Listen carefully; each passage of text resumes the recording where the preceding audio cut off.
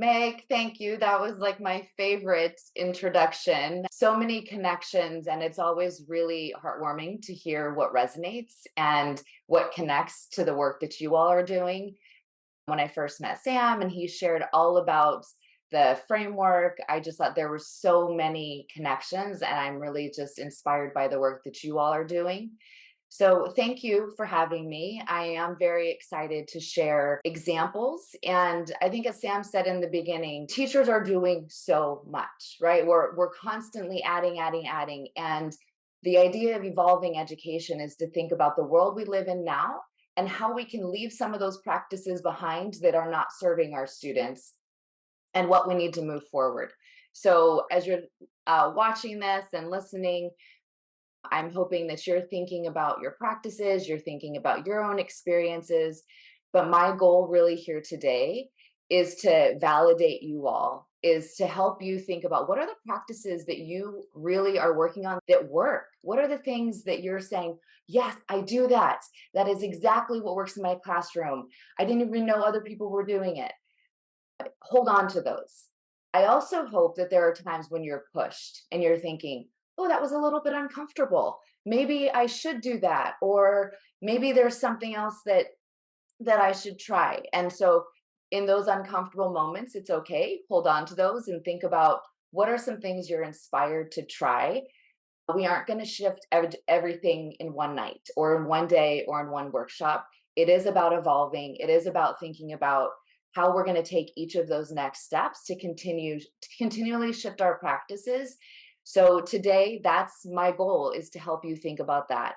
But the first thing that I want to do is I want to focus on you all here and what's working well in your context. So I always love tell me something good's a good song. I'm going to play it for a minute and I'm going to watch the chat.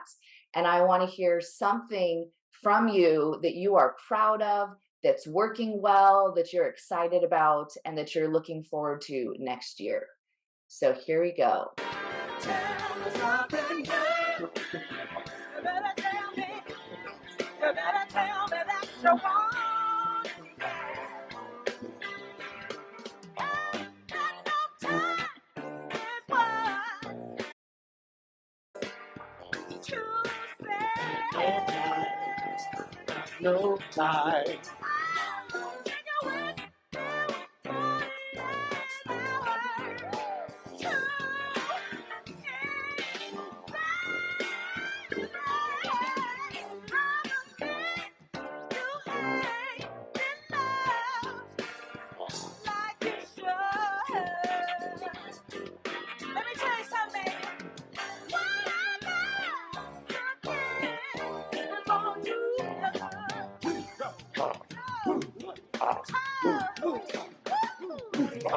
Tell me something good.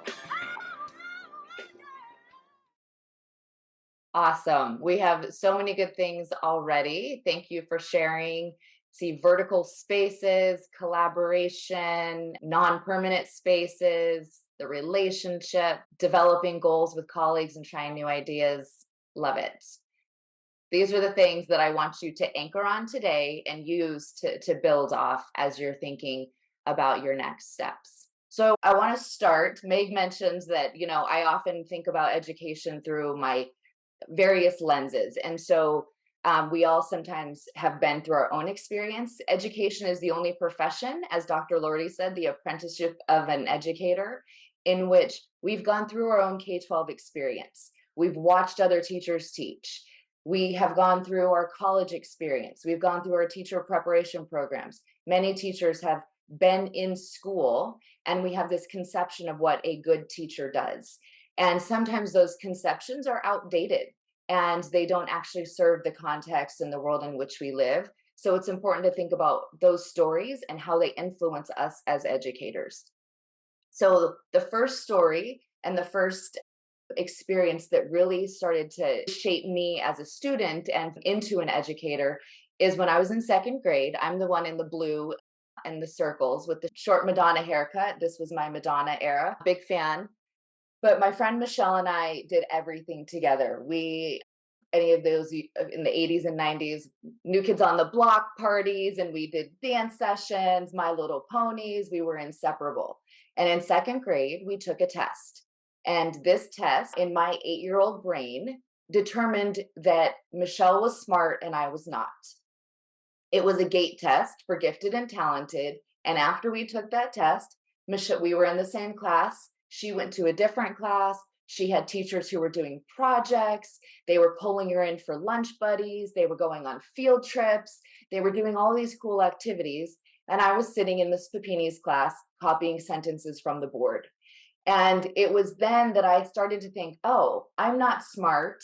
No one expects much of me. So I just started going through the motions. I loved school for friends. I loved the social aspect of it, but I wasn't very motivated by the learning or what we were doing in school. And that continued through my middle and high school experiences. And by the time I left high school, I was like just happy to get out. I went to college because I was expected to. But it was when I was in college that I started to realize learning can be really fun. I started to do research and projects and have choice in what I was learning. And all of a sudden, I thought, maybe I do want to be a teacher because I want this to happen for kids younger.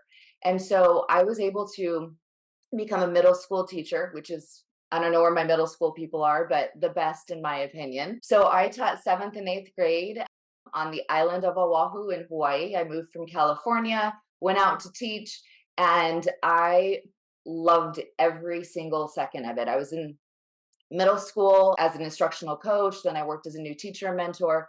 But my favorite moments were working with students, helping them see that their ideas mattered, finding their voice, and really seeing them get excited about their next steps. And then I became a mom, and my 2 kids, Abby and Zach, could not be more different. They are 15 months apart, raised in the same house, same family, and have very different orientations in the world. And as I see the way they interact and what they need, it makes me even more inspired to create experiences for all kids where they feel seen and valued in their school experience. So I want to share a little bit about my son, Zach, as we jump in to give context for why these really important learning experiences matter. Early on in 4th grade, he made the big jump from Captain Underpants to Harry Potter. So you see him reading the Harry Potter book. He was set on Captain Underpants, and I thought we were never going to move beyond it. But he started reading Harry Potter with my husband. They started listening to it, and he was hooked. And he is also known, what he says, he's a Hufflepuff based on all of the quizzes. Very sweet kid. He loves to do puzzles. He loves to play soccer. And my mother-in-law loves painted rocks. So when Evolving Education came out, they worked hard to create this painted rock. And he was so excited to give me this gift. So I share this, of course, because I love my son. But many parents like to brag. Yeah, the Sorting Hat definitely thought he was a Hufflepuff. Many parents like to brag about their kids, but I want you to see this before I show you how he's seen in school. So this is the report card that I got home from school. This is 2s and 3s, 1s and 2s. I look at this and I don't really know exactly what it means. I know that there are skills and numbers, but I did see, in addition to this, Zach was starting to be more and more disengaged. He was frustrated. It was harder to get him to do his schoolwork. And so I started to look in a little bit more to find out what was happening. And then I pulled a stack of his worksheets. So this was one, if you look at it, I was like, oh, he's not trying very hard. His handwriting's pretty messy, doesn't look like he's putting in a lot of effort. But if you also notice, there's the red pen. The teacher also was not putting in a lot of effort. It was very transactional. He wrote words on a paper, she circled it, questioned it, handed it back. But it wasn't that meaningful interaction that we're really talking about to spur impactful learning. And then I looked a little closer, and I realized he's also a comedian. The headline is the title of an article, Write It Here. All right, so I'm looking at this and thinking, if it was any one of your kids, I might have been laughing. If I saw this on Pinterest or Instagram, it would have been funny. But knowing what Zach was going through, I was more and more concerned that this is what he was doing in 2nd grade. So I sat down with him one night and I said, what is going on? And he said, Mom, you're working really hard to fix schools, and I just want to let you know it's not working. So this is what I call my mom fail moment. I'm like talking about schools, how exciting it is for some kids, and I send my son out to the world and he's just belly flopping on the concrete. So, what I know from visiting schools around the country and internationally is that every system is perfectly designed to get the results it gets. And in Zach's case, he was in the highest performing school in the community. Everyone moves in because the schools are so great, they get the best test scores. But what they were actually designed for was a school centered model that was designed over 100 years ago. The school that Zach was in, and many other kids around the country, was focused on sorting and ranking young people, just like my school was back in the 80s, gate and not gate. It was focused on standardization, where everyone got the same thing and you had to comply or you were an outsider. It's focused on isolated content, worksheet, let's go through and move through the subjects, and completion of tasks. He was ranked on you completed it, check, let's move on. And in that system, Zach is not alone. So we see that throughout kids' time in school, the Gallup poll highlights that students become more and more disengaged the more that they are in school. And if you look at this graph, it highlights that in last 7 days, I've learned something interesting at school. By the time kids are in 12th grade, only 33% of kids are saying they've learned something interesting. By the time kids are in 12th grade, they're saying 18% of them have fun at school every day. And 20% say at this school, I get to do what I do best every day. When I look at this, I think we have so much opportunity. I can't help but think, what if we flipped it? What if we look at this graph and we spend our time in K-12 education creating opportunities where kids feel like they're learning something interesting, they're having fun, and they get to do what they do best every day? Then we will be graduating young people who are full of hopes and dreams and interests and skills because they've actually been engaged in the learning and they are ready to take the next step. It's also important to note that achievement gaps exist across every grade level based on income level. So when we think about high performing, low performing, this often is correlated with zip codes. If you live in a high income area, your test scores are often high. And so we have to think about what are we doing as schools to actually impact student learning, not just continue to move on based on income.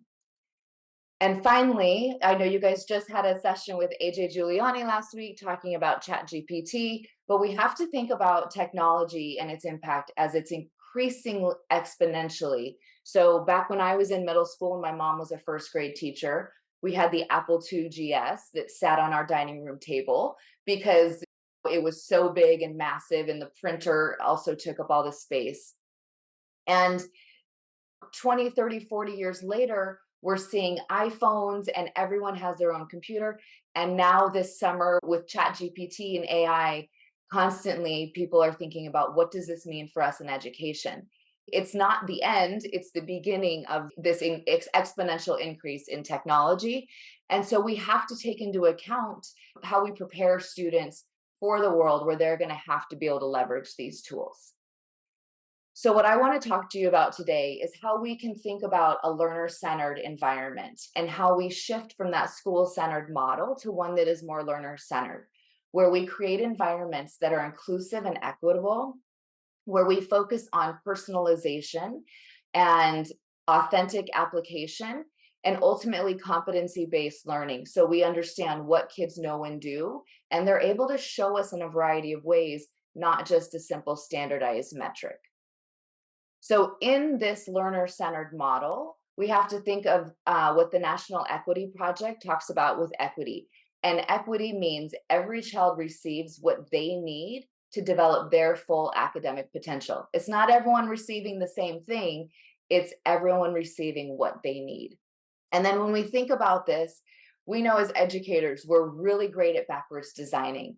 But I think sometimes we're short-sighted in what we backwards design from. We backwards design from the standard, and then we move back and they're isolated standards. when we know that for young people to be successful, they're going to need more skills and competencies that go beyond each individual standard. So I love this chart from the World Economic Forum. They highlight the top 10 skills that people will need in the world of work in 2025. So we need to think about analytical thinking and innovation, active learning strategies, complex problem solving, creativity, originality, and initiative.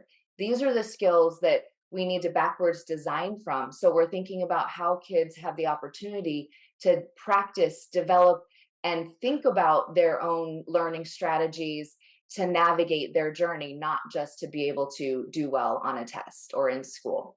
Some of the systems that we work with across the country, the graduate profiles, important thing that schools are doing. These are 3 examples of schools that are saying, we want to set our North Star to what we want to focus on for young people. We want to think beyond standardized test metrics and expand what success looks like. So we see people focusing on creative problem solvers, global citizens, confident learners, some of the skills that you see that match what young people need to be successful in life as well.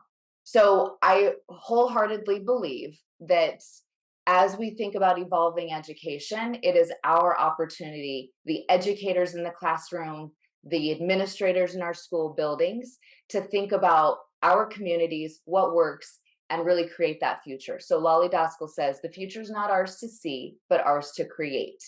And for too long as educators, we've said, tell us what you need us to do in this like top-down model from federal to state to district. And it's our opportunity to think about our kids, our learners, our classrooms, our communities, what they need, and how we can design for that.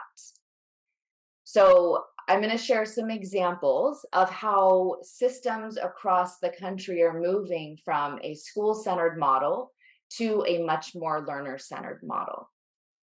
So the first one is moving from ranking and sorting to creating equitable and inclusive learning communities.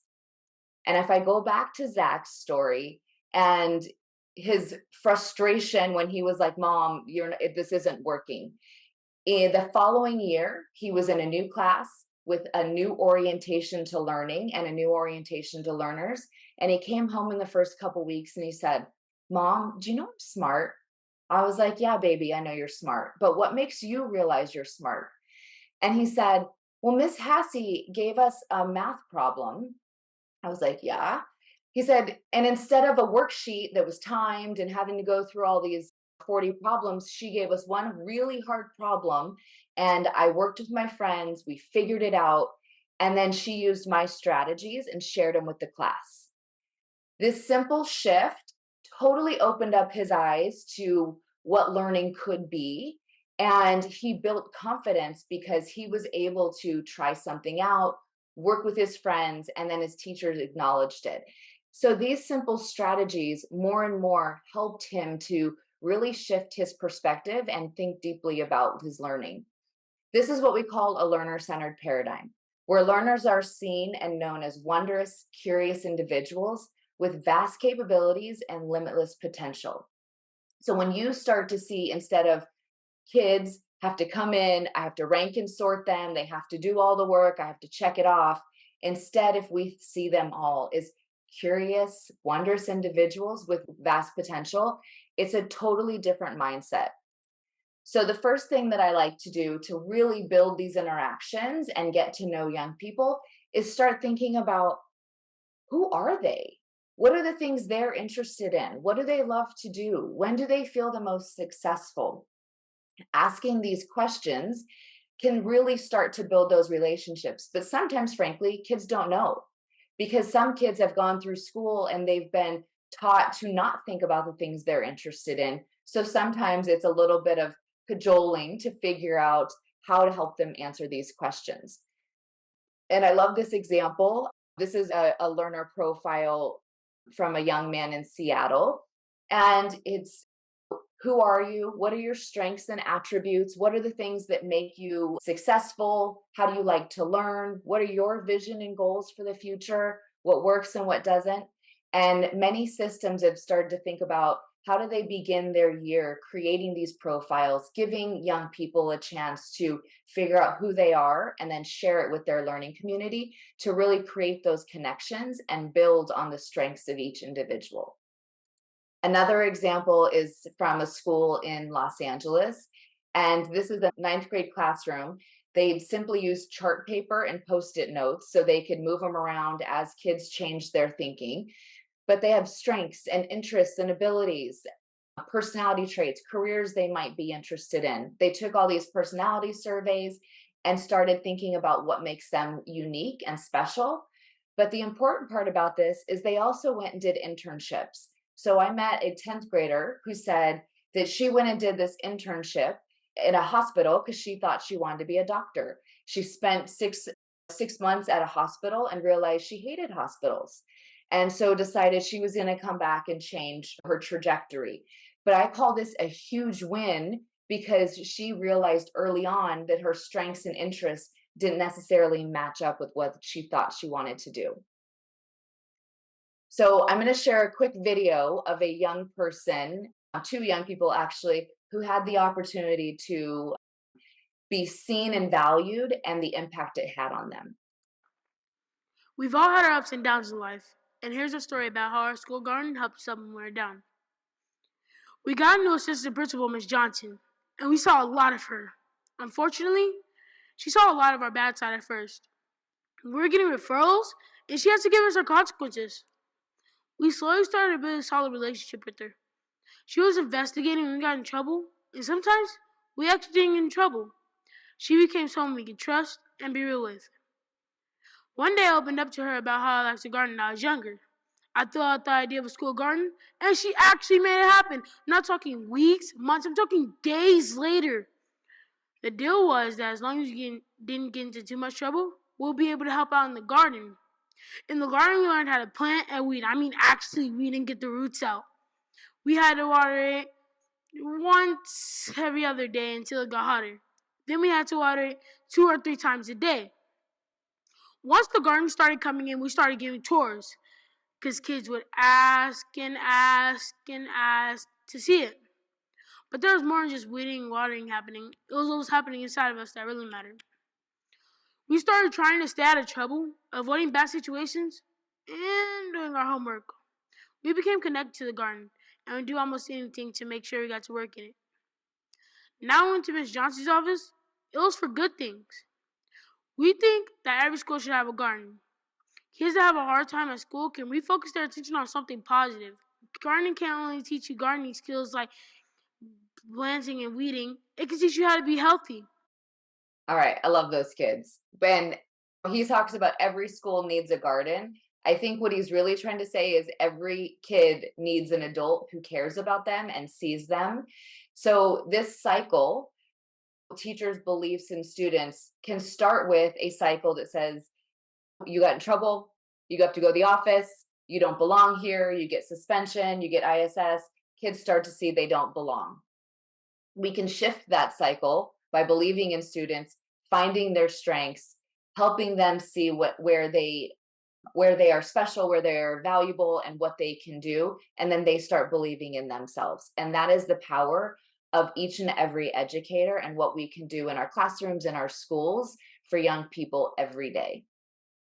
So as we think about this inclusive and equitable environment, for me, it really is about seeing the young people for who they are as they come in, knowing them for their strengths, their interests, their goals. So ultimately we can grow them and in the skills and standards and all of the things that we want and need to do as educators.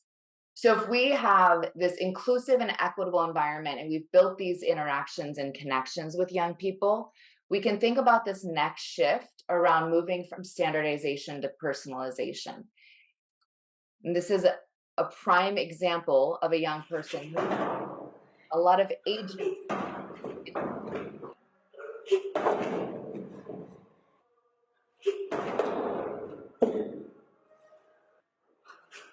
All funny.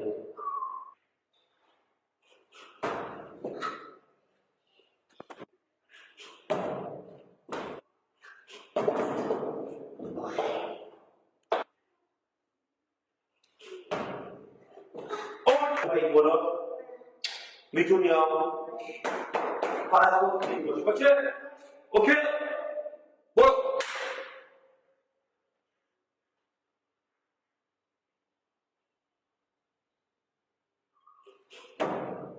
이나 이나 잘 나가야죠.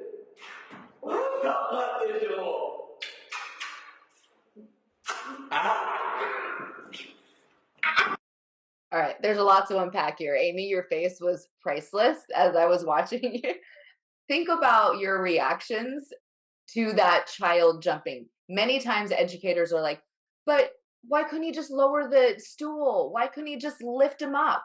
Right? Oh my gosh, the kid's going to get hurt. And a lot of times we want to jump in and over scaffold to make sure everyone's successful every step of the way instead of allowing for that messy, hard part where the learning happens. But the coach and the child both were so joyful when he reached his goal, but that's only because of the hard part that they went through. And this is what James Nottingham talks about as the learning pit. So often we want to create the bridge and just shortcut the learning process. But if we don't go through that struggle, allow for kids to be confused, figure it out to get to the other side, we won't see that high level of engagement, motivation, and ultimately success. And Jo Boaler talks about this in her book, Limitless Mind, where Japanese students spent 44% of their time inventing, thinking, and struggling with underlying concepts, where in the US, students engaged in this less than 1% of the time. Now, this is general, right? So you might think that's not my classroom, but in general, the idea is if we want young people to develop the skills of creativity, critical thinking, innovation, problem solving, we have to create the space and time for them to do that, which means we as educators have to step back and allow for them to go through that. And it's not always at the same time for each young person either. So Kettle Moraine is an incredible system in Wisconsin, and they've really focused on defining their learning goals and what they want for young people. And their idea of personalization is making sure there's strong relationships, students are motivated by choice, they have voice, flexible pacing, and ownership of their goals. So when you walk into classrooms in Kettle Moraine, this is a second and third combo. And these teachers had clear models of what success looked like. So students could walk up and say, here's what kindergarten, first, second, third grade writing looks like at mastery. I can take my writing and I can assess where am I in relationship to this goal. And then there's strategy cards at the bottom. And so you see these young people being able to take those strategy cards, identify their next step, and go and work collaboratively with their friends independently. And teachers can then facilitate. So you walk around and see kids, some are working together with their peers, some are working with students, but it's an incredible way for young people to see the agency they have when they know their goal and they know their next step. And in the high school, they have a model called KM Global, where it is a very personalized learning program that I want to show you a quick video of. So a typical schooling experience is moving from one class to the next class. So you come to school and you might go to first block, which might be your English class, and then you go to second block, which might be math class. In KM Global, student schedules look very different. Students in our school really start their day much similar to the way that an adult would start their day. They come in and they need to look at their schedule, they need to look at their calendar, they need to determine what kinds of meetings and classes they have for the day. So we have every year 2 semester-long projects, and we call them inquiry. So we'll start by brainstorming topics, we'll think of questions, we'll talk with our learning coach, with different teachers, with peers, and we'll kind of narrow down something that we want to learn about for an entire semester.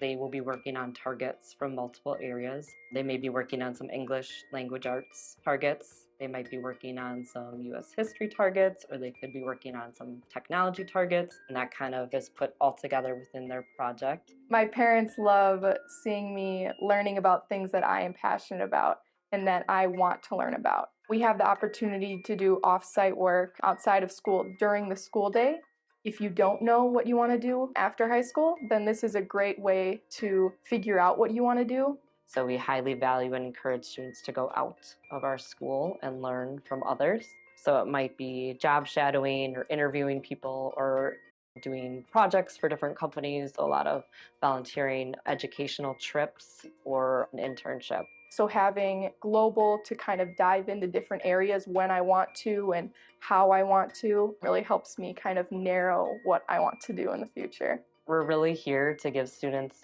a way to explore what they're interested in. Regardless of career path, regardless of their interest, they can all do that.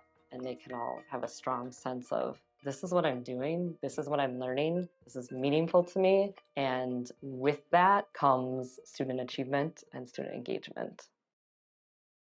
I love how she says students get to do things that are meaningful to them, and that's where we see engagement and motivation. I know we're all fans of AJ, but I love his quote of, our job is not to prepare kids for something. Our job is to help students prepare themselves for anything. And again, that is that push of what are their goals? How do we help them? How do we help them get to where they need to be and develop the skills that they need to be successful? So this third shift, if after we move from knowing the kids, creating more personalized learning environments, thinking about moving from isolated content to much more authentic application. So going back to Zach's new learning environment and his new teacher who was really thinking about creating learner-centered experiences, my kid who was totally disengaged started doing projects. He was standing up doing spoken word in front of the whole community. He was going on field trips to Chuck E. Cheese, not to eat pizza and play games, but to take apart the games, to understand the engineering behind it and how they worked. He built his own cardboard game and wrote a manual for it. So he all of a sudden was learning and diving into these activities and so much more engaged over the course of a year. It was an incredible shift. So of course, I'm like, what happened, buddy? And he said, it feels so much better doing work that people see and experience rather than work that gets thrown away. So this is what Zach at 9 years old said was trash can work. He said, I'm just so sick of doing the trash can work and it's not very meaningful. And this is what Ron Berger talks about, the hierarchy of audience. So at the bottom of this pyramid, it's turning work into a teacher. We're presenting to parents, we start to see a little bit more engagement. But when we're the most engaged, it's when we're able to be of service in the world and we are able to see that our strengths and talents are used in ways that people see and experience. So a lot of times kids are like, I don't know what I'm interested in, right? So I love to use the UN sustainability goals as a framework to say, here are some challenges that we are dealing with in the world. People are actually getting paid to do this, their jobs. Here are things that we need to figure out. They're meaningful and authentic, and allowing kids to see, what am I interested in? Or there's tons of global goals projects that people are doing all over the country that you could jump in and collaborate on.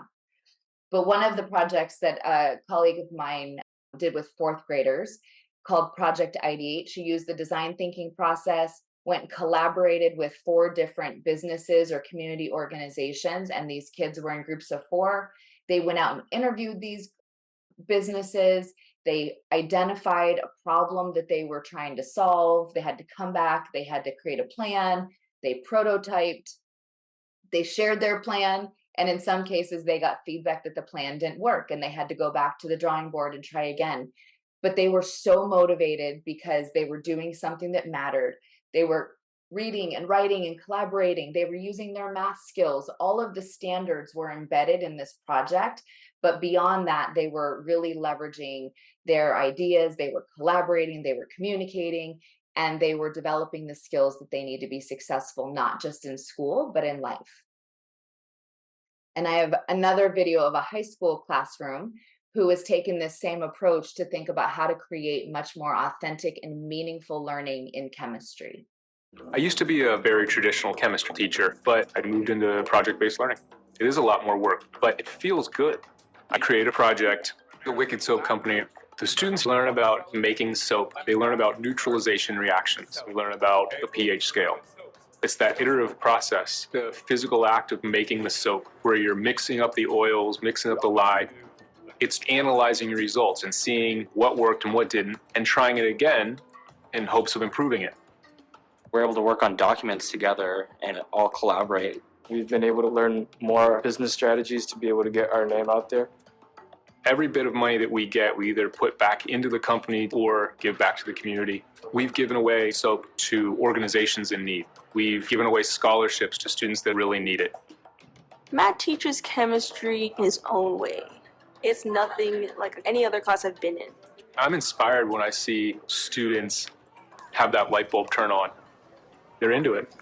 So that chemistry teacher is also my husband, and we met many years ago teaching in Hawaii, and he was starting to think about leaving education because he was also disengaged and frustrated.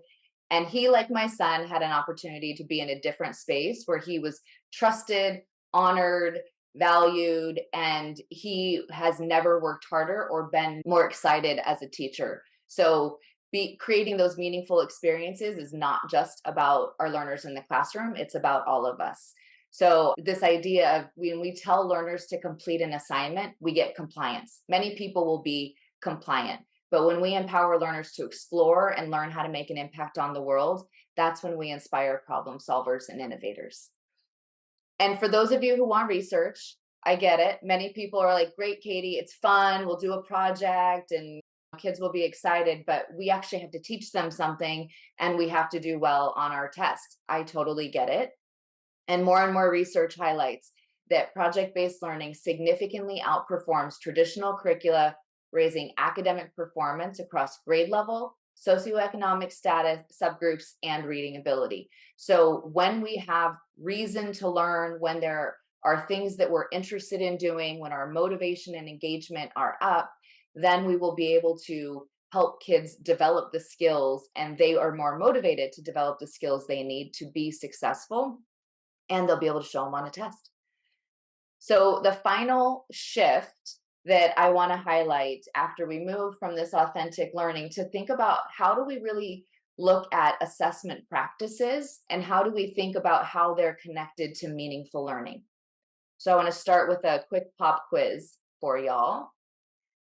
Which activity, and especially since people said they're doing more PLC, so which activity is done by most teachers in the United States but has almost no evidence of effectiveness in raising test scores? Meg, you can't answer if you read the book. I want to see it in the chat. What do you think it is? Homework, good guess. Not quite. Lecturing, also a great guess. These are all pretty high up there, but it's not the number one. Multiple choice, quiz, test. All right, standardized tests. You're getting closer. Ready for it? Maggie worksheets. Also, all of these definitely on my list. Here's the answer. Analyzing student assessment data. Is that surprising to anyone? So here's the thing that I want to, in case administrators right now are freaking out, here's how I'll preface this. They're like, we spend a lot of time, money, and energy on testing and analyzing data. The problem is we don't ever do anything with it. So when we don't do anything with it, when the data does not change practice, it doesn't change the pacing guide, it doesn't change the activities, it is not making the impact that we hope to see.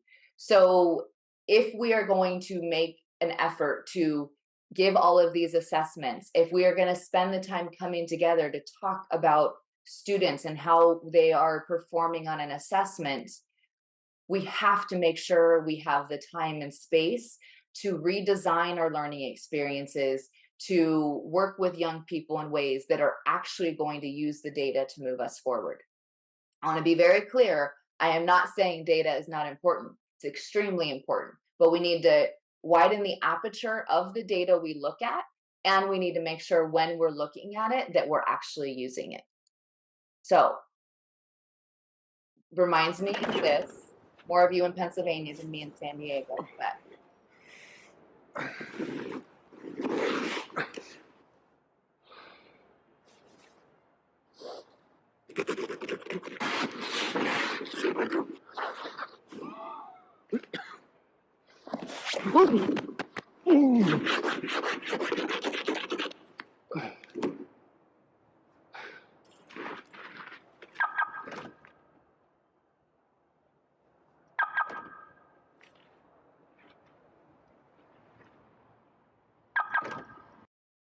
So as educators, we are working harder than ever. There is no profession, I guarantee, that's working harder. But sometimes we are working really hard on the wrong things. And sometimes we're really focused on doing all the things that we have thought good we should be doing, or doing things because that's just the way that we've always done it, instead of rethinking what could we do differently to actually make the impact that we're hoping. So Jamar Lee, a student, when I said, what do you want teachers to know? He said, I want educators to stop trying to figure out if I'm smart and start understanding how I'm smart. And I think a lot of young people in our system feel that way. So a great example of being able to do that is a student-led conference. And this is Zach's student-led conference that we were able to go to. And we started off with his appreciation. So instead of the 1, 2, 3, 4, we were able to come in and say, like Zach shared, this is what makes me a great person. Here's what I'm reading. Here's my favorite book. And here's my next step as a reader. He talked about what good writers do and how he's grown and how he's going to work to meet his goals. He talked about being a mathematician and what his favorite part is. He did a math problem for us on the spot. And then he talked about how his reading and writing and social studies and science were all coming together in this really authentic project. And it was 20 minutes. The teacher had to do much less work. She just gave him the structure to think about how he could talk about his goals. And then we were all there to listen and support. And then she shared her overview and said, Zach is a wonderful friend. He's jumped right into his new school and classroom and has flourished. He's kind and welcoming, and he understands the importance of making others feel included. At this point, I'm like full-blown tears, and he's like, Mom, you're embarrassing me. But to see the shift in a 1 year that he had made because of the environment, because of the educator, because of the interactions that had been designed intentionally, he was able to show up and be seen in school as the amazing human that he was outside of school. Now, there's definitely areas of growth. She said, Zach's working on compromising, problem solving, meeting in the middle. I'm like, good luck with that. I'm still working on that with my husband. So I don't see that really changing anytime soon, but we can take the gains when we get them. So an example, this is a school in Hawaii that I love, Seeks, and they have their sustainability skills or their graduate profile outcomes that young people are working on. So throughout their middle school experience, they are creating a portfolio, they are doing projects and capturing evidence. And at the end of their 8th grade year, they work with their advisor to do a defensive learning. So they have community members. I've been a panelist many times. It's awesome. Other students, parents, and they defend their learning to be able to say, here is how I've developed these skills and why I'm ready to go on to high school.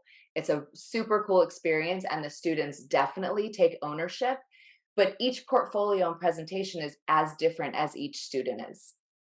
There's exhibitions of learning. We come in all the time to see sports and theater, and it's a really cool opportunity when we can have families come in and celebrate the learning happening for students. So exhibitions of learning are very cool. And then I think the big piece is changing our mindset. So as a parent, this has been one of the biggest things for me. When my kids started middle school, they're like, Mom, you said you don't care about the grades. You don't care about this. You just want us to do our best. And I was like, I do. They're like, then why do you keep asking me about my grades? And I was like, good point. So I started thinking about the questions I was asking and how they really aligned with my values. So instead of saying, how'd you do on a test? I'm like, what problems did you solve today? Were you funny today? My daughter totally changed her attitude when I started asking questions about her instead of Did you turn in your homework, right? Were you the best behaved in class? Did you follow the directions? I would get one word answers and she'd want to get out of the conversation. When I started saying, were you a good friend today? Who was a good friend to you? Were you funny? It changed the dynamic and it really actually aligned more with what I valued. So as we think about these shifts, I hope that there's a lot of opportunities that you saw in there where you were validated for the work that you're doing in this system. And you're thinking about moving from the school centered system to a learner centered system. So, this idea that we are not perfect, right? Like those who are willing to show up and be brave, not perfect, are the ones creating the path forward. That is all of you willing to do that. And I want to end with a quick story about my daughter and my cooking catastrophe. So, Sam mentioned earlier, which I love, highlighting Tom Murray's book, Personal Authentic, the like Pinterest perfect, right? So, my daughter asked me to make her cake pops for her 5th birthday. And I thought, no big deal. I'm going to go on Pinterest, right? Found this lovely picture. I got all the supplies and it was great. And then I went and made the cake pops and they looked like this. And I was like, that didn't quite go as I had planned. It looked so easy in this perfect picture. And I think this happens a lot in our classrooms. We see this perfect example that someone posts on social media. We see this very lovely curated lesson or experience or the best project. And we go, I can't do that. My class looks like this, right? I tried it. It was a hot mess. I felt clumsy. I'm not good enough. And the reality is we all have these struggles. We all have these moments in the journey. Nothing I've ever done has been perfect, but we have to keep getting better and thinking about it and sharing those struggles. So getting to perfection is the enemy of progress. If we think we always have to have it perfect on the first time, we're never going to get to where we want to go. So as you think about your journey and you continue to work with one another, I really encourage you to think about learning as a process, not an event, right? We had to think about how are we going to set our goals? How are we going to create those learning opportunities as coaches? How do you provide that safe space to practice, give feedback, reflect and revise, and continue to move on to that next step? And I know you all know this, and I'm preaching to the choir, but I do have to say, if we really want to change how students learn, we have to change how educators learn. And that's an important part of this process. So we have to think about celebrating the bright spots. What are the things that are actually working? What are the things that align to your goals? It's my favorite thing to do when I'm in communities is walk in and turn on that asset-based lens instead of walking in and picking apart all the things that aren't going well. If we start focusing on all the things that are going right, we can continue to build on those practices, and then people are much more open to their next steps when they see that they're being validated. We got to open classroom doors. I mentioned the apprenticeship of educators. Too many teachers have never seen another teacher teach since their own teaching credential programs. And there's so much more to see. And when we're in our own heads and we don't see these different examples, we make up what good teaching is. We make up what other people are doing, and we're not really moving forward. And ultimately, I say we got to learn from doing. We got to keep moving forward, learn from our mistakes, learn from our successes, and keep going. So I want to end with one question for you, and I hope you can put it in the chat. As you think about these examples that I've shared, as you think about your own practices, what is the what if that you're thinking about right now that you want to take back to your team teacher, you want to take back to your grade level, you want to take back to your school community? What is that what if that you're wondering about? Take a minute or two, post it in the chat. If those of you are on social, throw it on social. But I want to give you that chance to reflect on your ideas and next steps. Love it, Casey. What if we focus more on project-based learning, authentic work? What if we tried student-led conferences? I love it. What if students had in the higher grad levels had the same level of engagement? Yes, I wholly agree. It's possible. Yes, igniting their passions. Awesome. What if education became personalized for each student's unique learning style and pace? It's possible. We're moving in that direction. As you keep thinking about your what ifs, I'm going to show you Zach's 5th grade And last graduation. but never ever least, Zach Martin.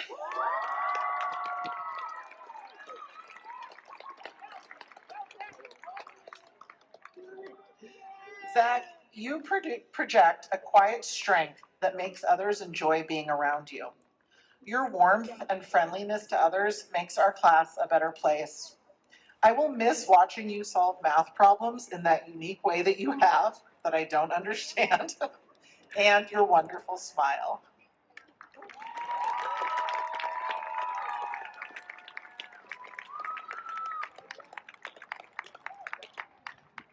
So the reason I do this and am so passionate about this is because it is an incredible gift as a mom to have an educator who can see your child, see their strengths, welcome them into their community and honor them. And that is what I want for each and every child and why this work matters so much. So thank you, thank you, thank you.